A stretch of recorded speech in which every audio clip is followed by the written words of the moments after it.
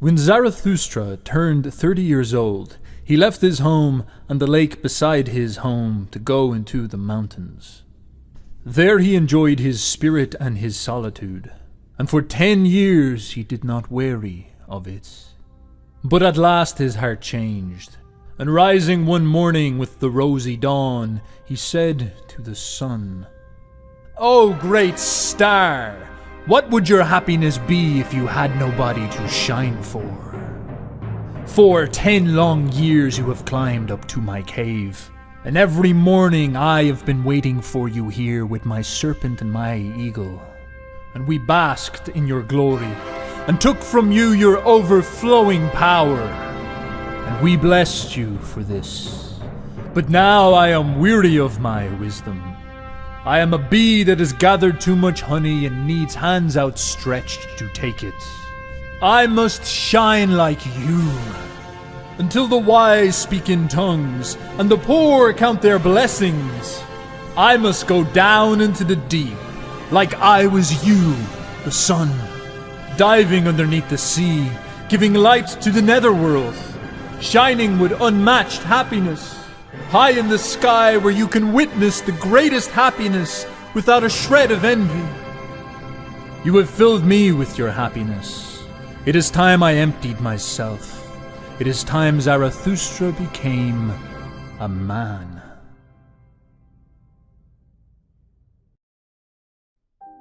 So Zarathustra began his journey down the mountain, and on his way he came across an old man. This old man was a hermit who had abandoned his church to live in a cabin in the woods. And when this old man saw Zarathustra, he opened his mouth and began speaking to Zarathustra. "You are no stranger to me, you wanderer. Many years ago you passed me by. Yes, Zarathustra was your name. But you have changed. Back then you carried ashes into the mountains. But now you carry with you fire into the valleys. Do you not fear that this will be the death of your fire? Yes, I recognize you, Zarathustra. Your eyes are pure. No hate lurks around your mouth. You even walk like you were dancing. But you are different, Zarathustra. You have transformed. A child you have become. An awakened one. So what business do you have in the land of those who sleep?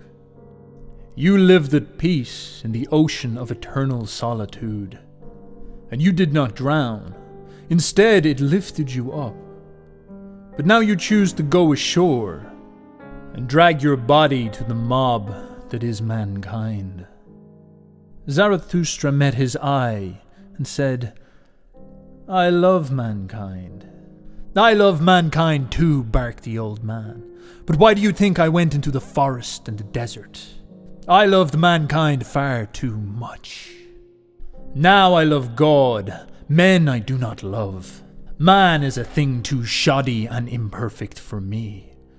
To love man would be the death of me." Zarathustra gave him a coy look and said, "I don't love man because I have expectations of him. I bring gifts to man." "Gifts! Give them nothing," said the saint. "Instead, take part of their load and carry it along with them. They would find this very nice. If, however, you insist on giving them something, give them nothing more than charity, and make them beg for it." And Zarathustra replied deadpan that I am not here to bring charity. I am much too poor for that. The old saint chuckled and said, "Okay, my dear Zarathustra. But know this, they may not accept your treasures. They are distrustful of wise men like you and I. Our footsteps ring hollow in their streets.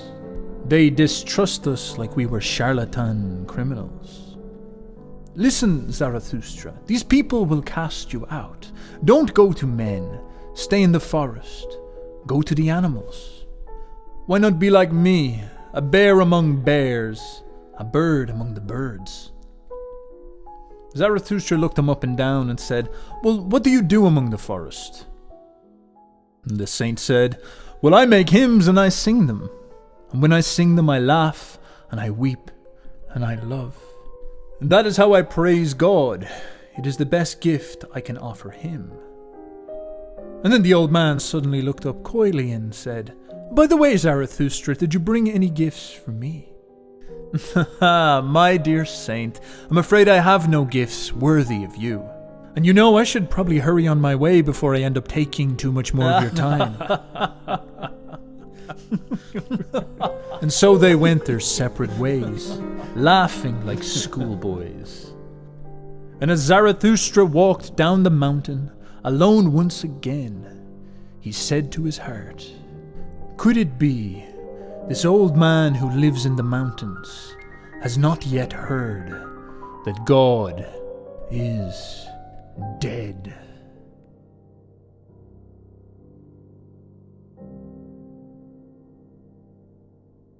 In time, Zarathustra came across a village. So he made his way down to try to find some people to hear his message. And to his surprise, he discovered everybody assembled in the marketplace. They were waiting to watch a tightrope walker, so Zarathustra took this chance to preach to them his new vision for life.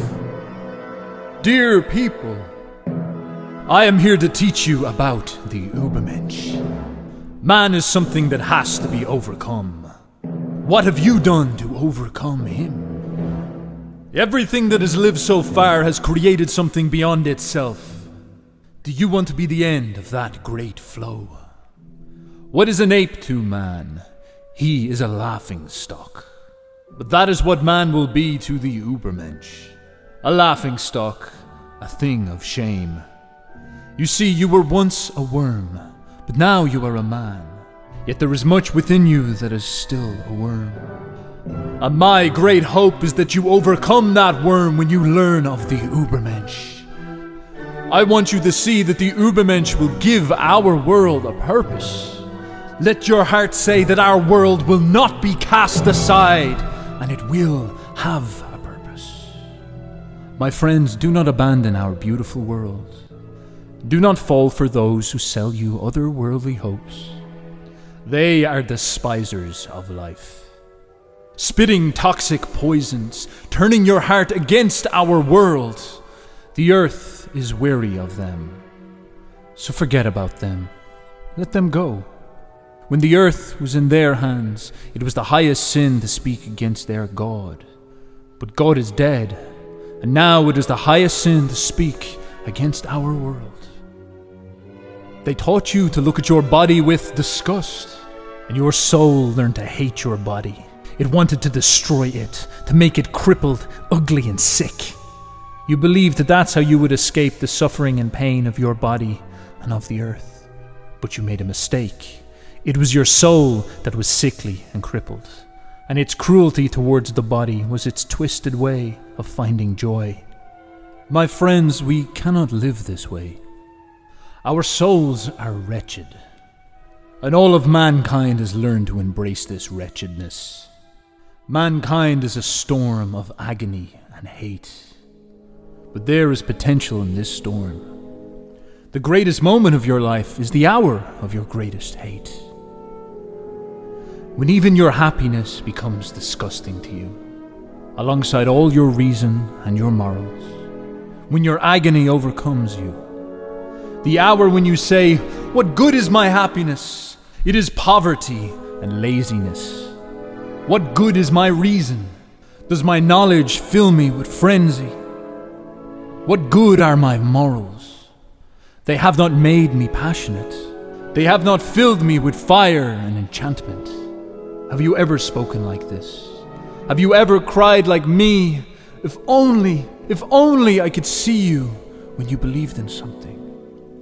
But instead I see you on your knees, praying up to heaven because you think you are a sinner, when you are really searching for a storm to ignite you. So tell me then, when you wail to that world above, where is the lightning that licks you with its tongue? Where is that frenzy that enchants you? I teach you the ubermensch. He is that lightning. He is that frenzy.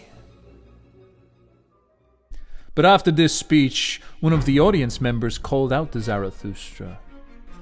Nice introduction, sir, but I think we've heard enough about this amazing rope dancer. Any chance you could be quiet and let him come out onto the stage, yeah? As they laughed at him, Zarathustra looked bewildered and depressed. But all the commotion reached the ears of the tightrope walker, and he assumed that it was the call-out for him to begin his show. So he took his first brave step out across the chasm that was below him. Zarathustra saw the tightrope walker and thought to himself that this drama might be a better way to get his message across. So once again he began to speak. Man is a rope stretched between the beast and the ubermensch, a rope over an abyss. And this abyss is full of peril, dangerous to cross, dangerous to look back, and dangerous to hesitate. His destiny is danger, but that is what is great within man. Man is great because he is a bridge and not an end. I love man because he is a path forward and also a path downwards. And the parts of mankind that I love are those whose hearts are ready to dive down into the abyss of the world. Because they will be the ones who make it forward and over the bridge that is man. I love the great despisers because they are the great adorers, with arrows of longing pointed at far-off shores. I love those who do not first seek a reason beyond the stars to dive down and become sacrifices. Sacrifices for the earth. Sacrifices so that the future world of the ubermensch will come to pass. I love him who justifies the future ones and redeems the ones of the past through man at present. I love him who chastises his God because he loves his God, because he will succumb through the wrath of his God. I love him whose soul is so overfull that he forgets himself, and all things are within him. And that's why all things become his destruction. I love him who seeks his own virtue, because his virtue is the will to go down, and an arrow towards distant shores. I love him who is a free spirit and a free heart, and so his head is bewitched by the power of his heart, and so his heart betrays him. I love all those who are like heavy drops falling out of the dark cloud that lowers over man. They prophesize the coming of the lightning, and I am the first of these prophets of the lightning. I am the first heavy drop to come falling from the storm. But the lightning is the ubermensch.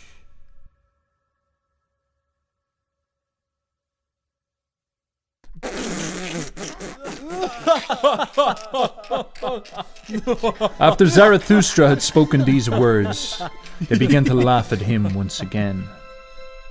And so he said to his heart, "They stand and they laugh, but they do not believe me. I am not the mouth for these ears. These people only believe what they see. They have no time for dreams. You can only reach their minds if you assault them with moral hysterics. These people only believe their stuttering, civilized leaders. These civilized beliefs are the source of their pride. This flustered chattering. This is what distinguishes them from the goat herds. And this is why they don't like to hear that their civilized selves are contemptible. So I will speak to their pride and show them where this civility will lead them. I will teach them of the last man." And so Zarathustra began speaking of the most disgusting thing. "Dear people, it is time for man to fix his goal. It is time for man to plant the seed of his highest hope. Still his soil is rich enough for it. But that soil will one day be poor and exhausted, and no grand tree will any longer be able to grow out of it. Do you understand? There will come a time where man will no longer be able to launch the arrow of his longing beyond a man, and the string of his bow will have forgotten how to whiz. I am here to tell you that you must have chaos in your heart to give birth to a dancing star. I am here to tell you that you still have chaos within you.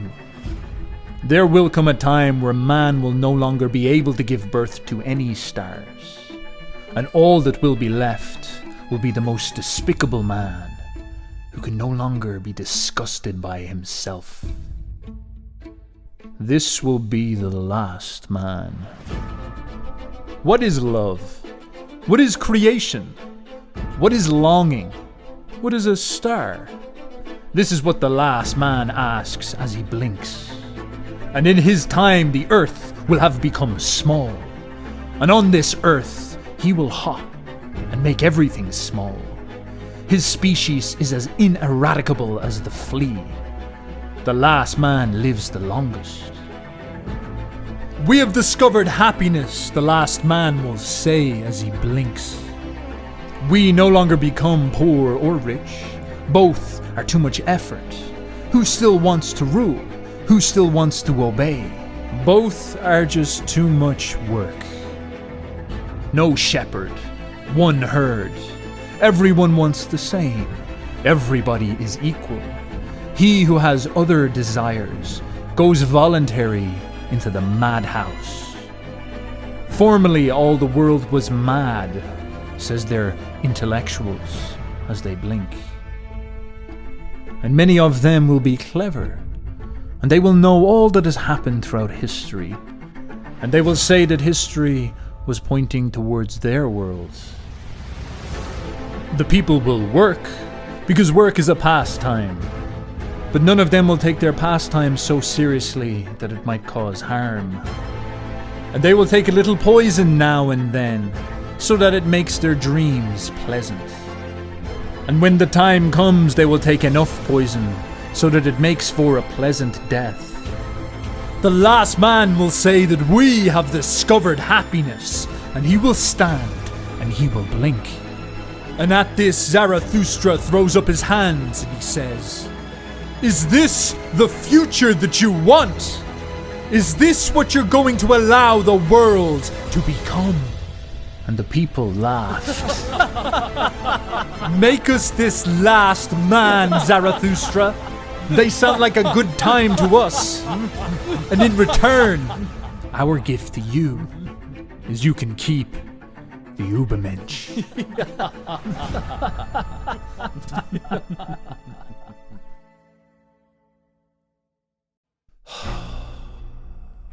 I've lived too long in the mountains, sighed Zarathustra.